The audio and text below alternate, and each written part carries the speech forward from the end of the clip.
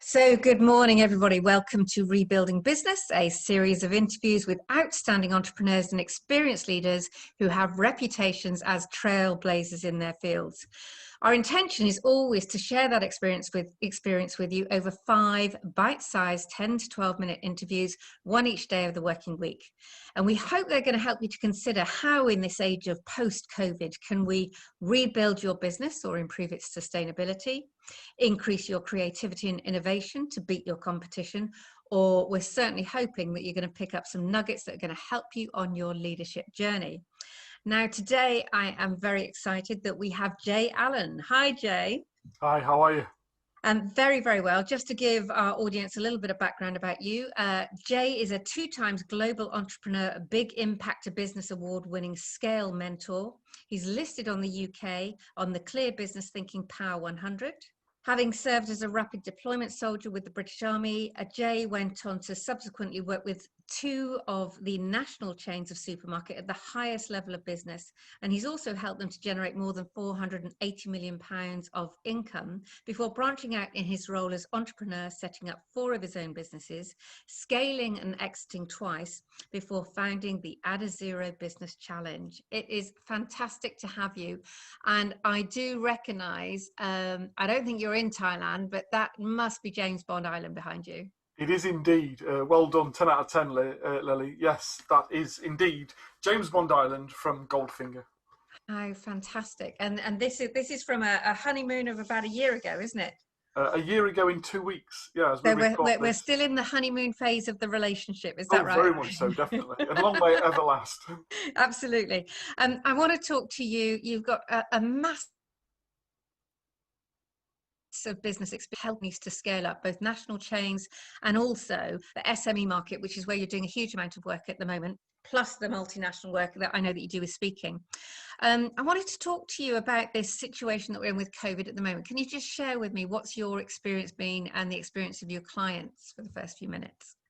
Yeah, certainly. I think like everybody, as soon as we heard of the pandemic and the risk back in January this year, there was this uncertainty about the likelihood of whether it was going to stretch as far as the UK and its impact on us. And then obviously that devastating blow on the 23rd of March when the Prime Minister for the first time ever instructed the countries to go into lockdown. It had a huge impact both within our own business and many of our clients that you know, for the first time ever, we're uncertain as to exactly what the future held and how to be able to respond to it.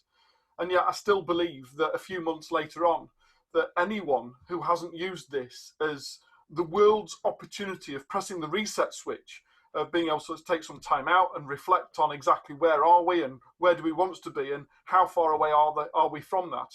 Anyone that hasn't utilised that or simply furloughed and sat for 3 or 4 months waiting for all of this to be over is going to be far worse placed than those who have really, really given it consideration and applied themselves to be able to say, what does the future look like in a post-COVID era? Yeah, and I think one of the things that you always talk about, I know I've obviously attended a number of your talks and we've worked together, is this start with the end in mind, isn't it? Let's not start from here. Let's start with where we want to go to. So just talk to me a little bit about exit plan before we start to think about how do we either build a more sustainable business or grow to scale. As far as I'm concerned, any day that's not spent working towards what the exit looked like is simply a day wasted. We need to understand that if we're going to create a sustainable business, i.e. something that's going to last for longer than our entity within it, then we need to give considerations to what does that look like, and the sooner we can do that, the sooner we can change the role that we take within our business to employ people into a career rather than a job, and helps to be able to make ourselves redundant. Surely as a business owner, your first and primary role is to be able to make yourself redundant as quickly as possible. Yeah, and then you can spend more time in that lovely place in Thailand with a little bit of luck. Go back to James Bond Island. It's one of the things we always used to teach when I was as delivering for Goldman Sachs on the 10,000 small businesses is the 50 ways to leave your lover, because of course there's lots of different ways to exit, aren't there? But you talk about 4 magic questions, don't you? Do you want to share those with our audience? Yes, certainly. And usually these are the 4 questions that any of our clients find the most difficult to answer. and yet are probably the most fundamental milestones, if you like, of being able to forge a difference between a lifestyle business and that of a business that then scales and exits. So first of all, the first question is, on what date are you going to sell the business? The second question is, and how much are you going to sell it for? The third question is, who's going to buy the business? Who are you going to sell it to? And the fourth, and probably the most difficult question at this juncture, is why the hell would they pay that for it? Now, if you can find answers to those four questions, and then you can start to create a business plan and a strategy in order to be able to take it from an ideology into creating some form of potential opportunity for the future, you'll quickly find that you think differently about the business. As a result, you do differently about the business, and as a significant difference, the business will respond differently to that thought process. That's interesting, isn't it? Because many people go into a business, they have no concept of what that exit might look like. They're like, well, actually, I love doing what I do, whatever it may well be making widgets or selling your services or PR or being a solicitor, whatever it may well be. And I had this conversation with a prospective new client last autumn, and I said, what's your exit strategy? And he said, well, this is what I want to do. And I was like, fine, but at some stage there'll be an exit strategy. What do you do then? And he said, I guess I'll hand it down to my son. And I said, how does your son feel about that? And he said, I'm not sure because he's 3. You just go, okay, that's a little bit too much planning on that perspective. But you must get those challenges from people going, I don't want to sell it. So therefore, how relevant are those questions? So what's your response in that case? It's a great question, and one that defines the difference between the likelihood of them being an ideal client for us to work with and somebody that's probably not ready for the scale methodology that we apply. So for us, it's quite a measure with regards to how people respond to that, as to whether they're actually ready for what we have to offer them, or whether we need to invite them to go and work with a colleague or an associate prior to being ready to be able to answer those 4 questions. But realistically, we can either build a business that's a lifestyle business that is going to provide us with the lifestyle that we want and this and the other. But I wonder as to how long you're going to remain madly in love with being able to get up early and going to bed late and working evenings and weekends and all that type of stuff. If the proverbial happens like a pandemic and it's not panning out the way that you first anticipated. Now, you were kind enough to be able to read out a couple of the accolades that I've been fortunate enough to have acquired along the way. And having exited 2 businesses now, I can genuinely say, I don't work anymore. This has now become a vocation. I do it because I choose to rather than because I have to. And I can genuinely say that I love what I do now because it's on my terms. Now, wouldn't it be nice if all business owners could get to a stage where you could do what you choose to do, whether that be manage the business as a chairman or go back to being a janitor or something, if that's what you would prefer to do, but do it because you choose rather than because you have to. And what are the mistakes either that you've made or you've seen other people make on exit? I know I do actually have a couple of clients who I've been talking to about exiting for the last 2 or 3 years, and they've been going, no, I'm just going to hang on. I'm just going to hang on. And 2020, I reckon 2020, 21, I'm going to be ready. And of course, now the value of their business has fallen through the floor. So I guess there's always that challenge of when is the right time. Timing is so critical, isn't it? But are there any other mistakes that you've seen? Yeah, I would say that the 2 common mistakes are, one, their own assumption of what the business is worth compared to what whoever's going to purchase it is worth, and that disillusion between their value on the business and somebody else's value on the business. And don't get me wrong, I understand that there is a methodology using EBITDA values to be able to give some acknowledgement of how much a business might be worth in the industry and benchmark it. But in actual fact, I've neither bought nor sold any business based on EBITDA value. I've always sold it on the values to which it is to the person incumbent of taking it over. And ironically, you can usually smash EBITDA value out the water if you can create a business that is more valuable to somebody else than it is to you right now. Mm-hmm. Yeah, and I think that's the challenge, isn't it? Really, your business is worth how much somebody else is willing to pay. That's crucially, isn't it? Absolutely. You've only got to look at something like WhatsApp. When WhatsApp first sold, it sold for 17.5 times EBITDA value. And at the time, it wasn't a profitable business. It was about being able to understand who they were going to sell it to, and to create a business that was so aligned with what the future owner could then do with it, that it made it more valuable to them than it did to the current owners and the founders of it. YouTube, similarly, wasn't it about 10 years ago when YouTube was just starting to evolve, but as you say, not profitable at that time, and people got, wow, how on earth can it be worth that? But now look at it; it's such a critical part of our daily lives. I'll quickly interrupt for 1 minute, Lily, and give an example. One of the clients I'm working with at the moment in Sheffield is in a pre-startup business, pre-trade business, that we've just got a commercial value of $15.5 million for pre-trade.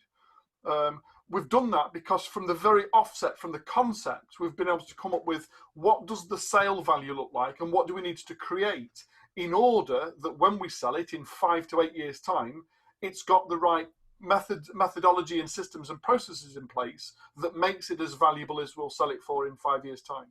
And I think that's we've been able to build that into how we set up the business in the first place. That's the crucial part, isn't it, of start with the end in mind. Is this a family business? Is this actually a global multinational? Is this a multi-million pound, even more business? Because the framework that we use is completely different, isn't it?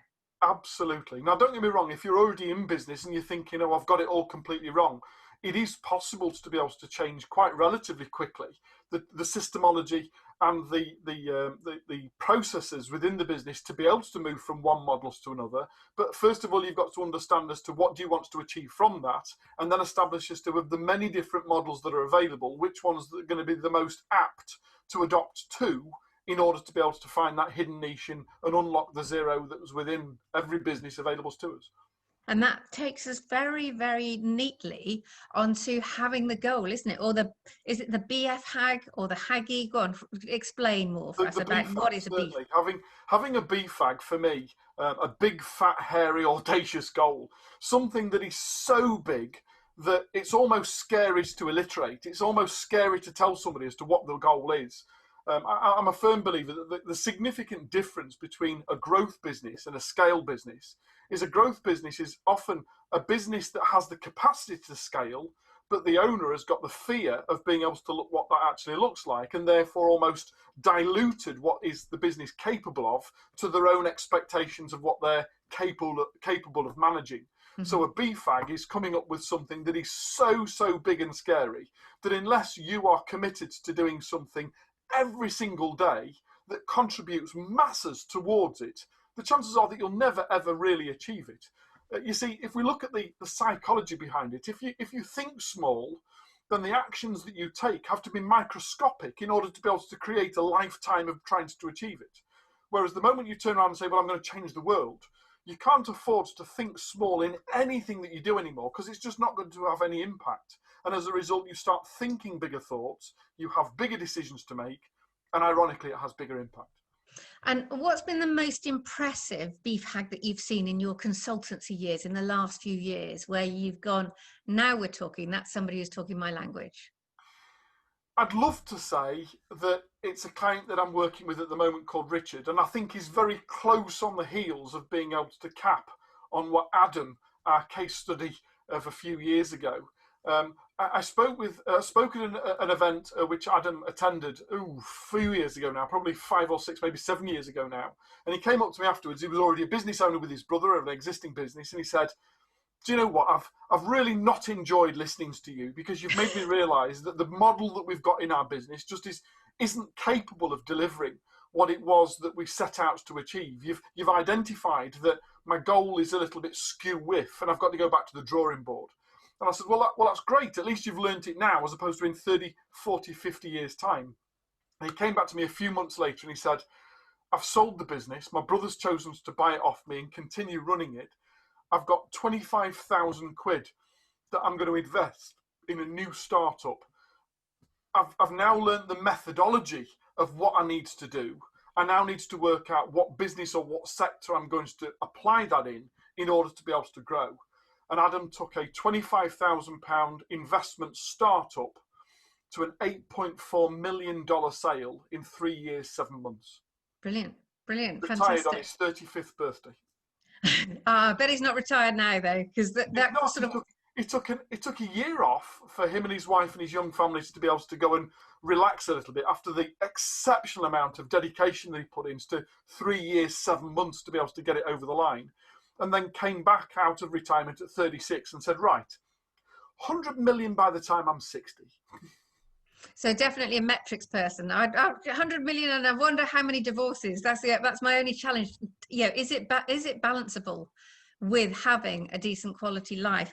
That kind of BFAG, that kind of aspiration. Do you know what, Lily? That's an exceptional and probably the billion-dollar question itself. I would suggest that behind every successful entrepreneur is a far more persevering partner than perhaps most of us have got in our lives. I'm fortunate enough to be able to say my partner is also a business owner and therefore understands the trials and tribulations. But we started off with 4 very difficult questions. I'm going to add to it with 2 others. Mm-hmm. What are you prepared to do in order to be able to achieve your BFAG?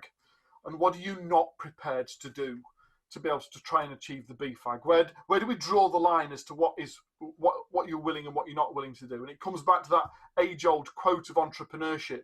For me, it's doing for a few short years what most won't, in order that you can live your life for the rest of your life like most people can't.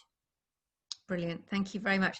Some real food for thought there. And I'm dead excited to speak to you again tomorrow, where I think you've given me the title for tomorrow's session as 80% of business owners are wrong about everything. Absolutely. We are looking forward to unpicking that tomorrow morning. Thanks so much for joining me today, and I'll see you in the morning. Delighted. Take care.